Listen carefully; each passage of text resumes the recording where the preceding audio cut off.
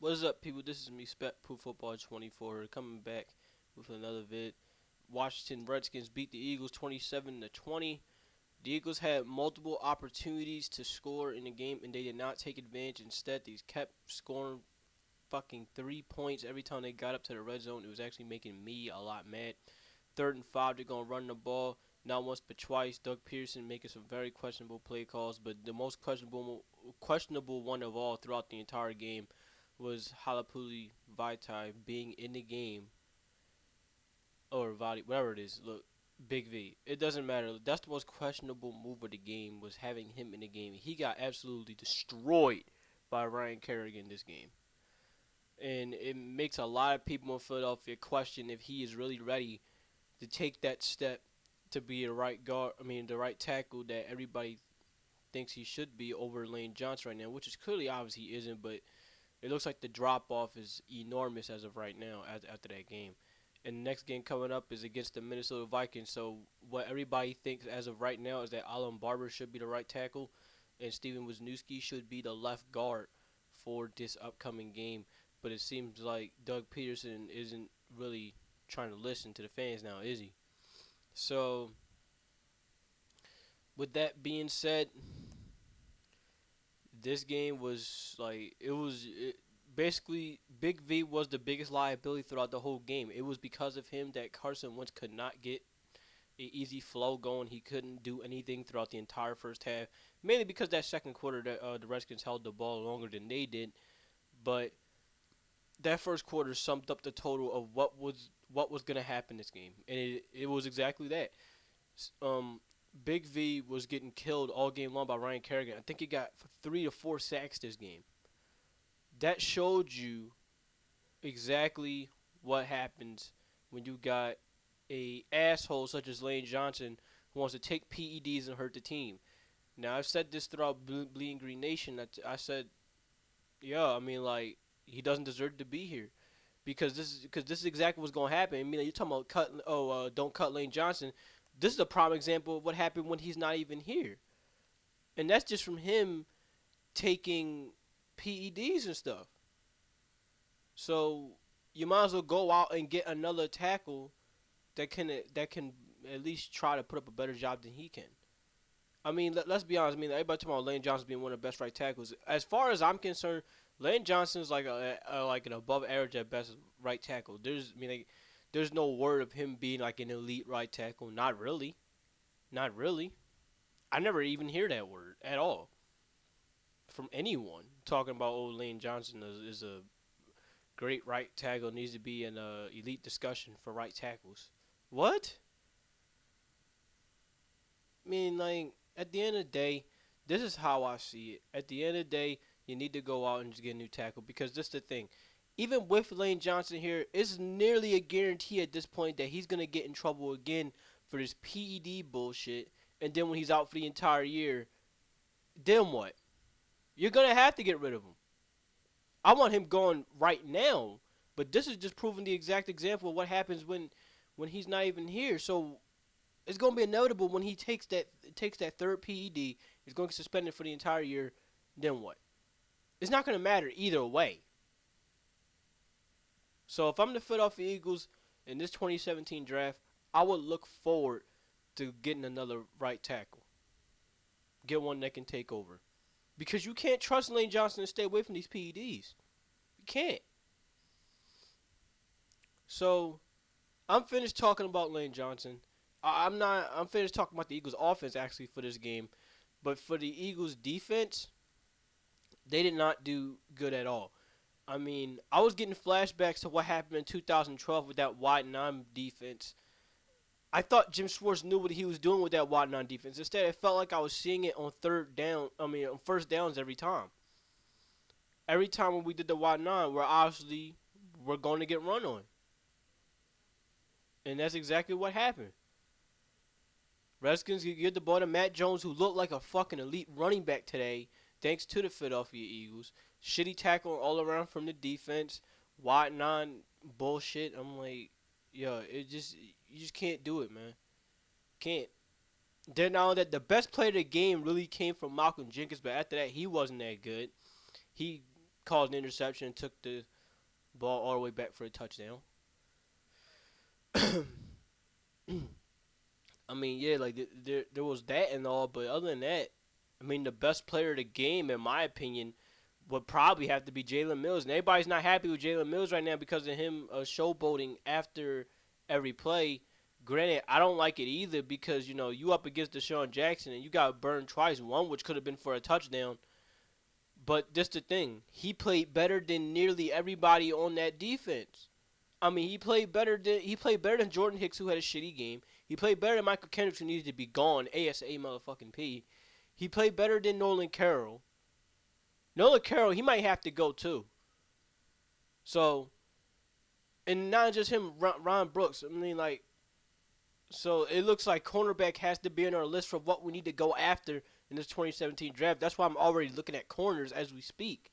I'm already looking at corners from Michigan. I'm looking at corners from Clemson. I'm looking at corners from Florida. I'm looking at corners from just about everywhere that can help the team because the corners we have now, and we knew this coming in day one, people. Do not lie and say that you didn't see this coming. We knew this from day one that our cornerback situation was suspect. Now this is further proving it.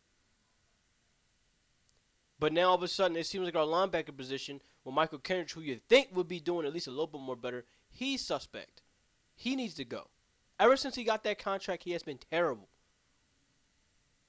So, it's not looking good defensive-wise. The only best things we have going on in our defense is our front seven. I mean, like our defensive line, who didn't do as good today. They didn't get any pressure, and our safety positions. That's it. And then don't even get me started offense position. I swear, I feel like we have more holes in the offense than we do in the defense. Hold on for a minute. More holes in the offense than we do in the defense. I mean, our wide receiver position outside Dorial Green-Beckham, who I will talk about in a second, and Jordan Mathews. I mean, we don't have a deep threat wide receiver. Jordan Mathews is at best a slot receiver anyway. Josh Huff needs to get the step in. Think about this for a minute. Carson Wentz could have had more catches than Josh Huff, at least, or if not more catches, he would be near the around as many catches as Josh Huff has throughout this season. What was it like 3 catches? Carson Wentz could have actually caught a ball, and we will say, damn, all Carson Wentz need to do is catch 3 more passes from himself to tie Josh Huff. That's it. Josh Huff catches like a 1-ball game. At that, he nowhere to be found. Speaking of which, tight end position, Zach Ertz be nowhere to be found. It's been like, 3-4 weeks? I understand he was injured throughout the first 2 weeks of the season. I mean, not the first 2 weeks. The first 2 weeks of the season. Week 2 versus Bears, he wasn't around. Week 3 versus Steelers, he wasn't around. But other than that, wasn't we saying coming in that Zach Ertz was supposed to be the man with this system? He was supposed to be the guy that everybody should be that Carson Wentz should be targeting throughout this whole West Coast scheme. So far, Zach Ertz has been nowhere to be found. He only made like a couple catches here and there. After that, he's gone. And everybody talking about, when is Zach Ertz gonna break out? Zach Ertz is never gonna break out, yo. He's gonna be he's gonna be an average tight end at best. As much as I hate to say it, he's not gonna do anything. He's not gonna do anything that's gonna warrant elite status. He's not gonna be around Kelsey level, so y'all might as well forget about that. Then I'm gonna go to Dorial Green-Beckham. In my personal opinion, Dorial Green-Beckham needs to take over Agholor's spot as number 2 receiver. I talked about this in a bye week about DGB on a Reddit Eagles thread, and I said DGB's getting better with the playbook, so maybe it should come time where he should take over Agholor's reps. Now I think it's the time. Because I'm going to let y'all know right now, every time DGB gets the ball, or if he doesn't get the ball, I trust him to get the football. I really do. I trust him to get the football more than Agholor. Because I feel like every time the ball is thrown to Agholor, there's at least a high chance of it being intercepted. Not only that, I feel like when DGB gets the football, he's going to do something with it after the catch. We just saw it versus the Lions and today versus the Redskins. When DGB has the ball in his hands, he's going to stiff arm somebody. He's going to have that mentality of, he's going to have that Des Bryant mentality. He's going to have that mentality of, this is my ball. And he's also going to have that mentality right after he gets the catch as to, I'm not gonna go down. You need to bring me down. Plain and simple. You need to bring me down. Cause if not, I'm gonna shake you off and I'm gonna keep on running. If not, I'm gonna stiff arm you. That's why I would love to see from DGB. And it doesn't seem like DGB has learned the whole playbook yet. That's why I still feel like. I feel like he won't really get it down until week 10 at best. But if he got it down now, then he needs to take over Agholor's spot. Agholor needs to have some. Agholor, in my opinion, he needs to be traded. He needs to be traded. I mean, I understand Eagles fans don't want to hear that, but he needs to be traded for at least some bit of value. Because we all know what Jordan Mathews is going to be at best. He's a slot receiver. DGB got the potential to be number 2 receiver. And it seems like either we need to go after Alshon Jeffrey, which would help us out a lot because the draft coming up, we have a lot of holes to fill. Or we need to go in the draft and get Corey Davis from Western Michigan because he looked like a fucking stud. I'll go after Alshon Jeffrey. We got money. We got money to give up, especially after Lane Johnson suspension. All that money gives back to us. We can give that money to Alshon Jeffrey, no problem. So I would rather do that. And then I would rather go after a cornerback in this draft. That or a running back. I still say go after running back because it's the thing. Ryan Mathews, he's terrible. It's honestly come to a point where Wendell Smallwood will have to take his spot. I mean, he also had a good game. I forgot about him. He had a good game, good kick return for a touchdown. That set the tone, kinda, for the Eagles to come back. At least he tried. You know, at least the special team did something. But yeah, Wendell Smallwood, he needs to see more action. Keon Barner, where the hell was he at this game? Because he's a good 1-2 punch to Smallwood and 1-2-3 punch to even Sproles. Sproles and Barner are just about the same player. Just get to the outside, and then boom, there you go. Just let them do the rest. So I don't know why Keon Barner hasn't been seeing any snaps. Darren Sproles, he sees some snaps this game, but I'm just very mad that Keon Barner hasn't seen shit. Ryan Mathews, he needs to get to walking. He needs to go.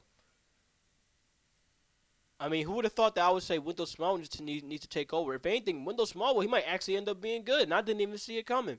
Because I thought Wendell Smallwood was going to be a suspect as hell coming in, especially after what I saw from his college tape. So, he's been kind of proving me wrong in that regard. I mean, at least he's shown to be, you know, a solid-looking running back that you could look forward to next season. But I'll still say go after running back anyway, in my personal opinion. Maybe not in the first round anymore because Wendell Smallwood's showing some flashes, but maybe in the 3rd or 4th round. I don't know. I'll say in the 3rd round, really. But really, I don't know, man. I mean, there's so many holes to go around. Sorry about my phone going off. There's so many holes to go around with this Eagles team right now that I know that running back might not be enough. I might actually have to pass on running back. It was like I said before, I'm looking at cornerback positions right now for the Philadelphia Eagles. I might have to be looking at outside linebacker positions. I mean, I'm wondering who's the best linebacker outside of Peppers right now. Peppers is being said he's at best a linebacker, but that's the thing. That dude could play just about everywhere. He's basically like Honey Badger. So, I don't know, man. Tell me, guys. Tell me, what do you guys think the Eagles should go after right now if the 2017 draft started? There's so many holes on defense, thanks to Michael Kendricks being shitty, thanks to our cornerbacks being shitty. Well, not really many holes, but it's thanks to our cornerbacks being shitty and thanks to like I said with Michael Kendricks, he being terrible. Our offensive line needs work thanks to Lane Johnson, who's untrustworthy. He can get suspended next year as far as we're concerned, and then we'd be fucked again. And then there would be another wide receiver position. So what to do then?